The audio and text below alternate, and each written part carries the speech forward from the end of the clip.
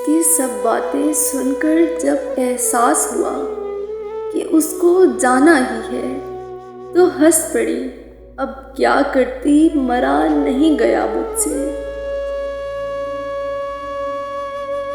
मेरे आखिरी अल्फाज से उसका दिल दुखा तो होगा। मेरा मकसद था उसके दिल से उतर जाना। छोड़कर जाने वाले जब दुआ देते हैं तो वो थप्पड़ की तरह लगती है। मालूम नहीं लोग कैसे जी लेते हैं 80-90 साल। यहाँ तो 18 साल की जिंदगी ने ही थका दिया मुझे।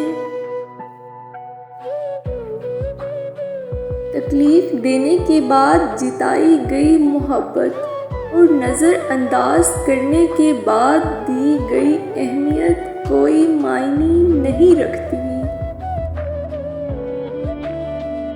कभी सिसकियों से आगे का दर्द देखा है? सुने हैं तुमने कभी कहके लरसते हुए?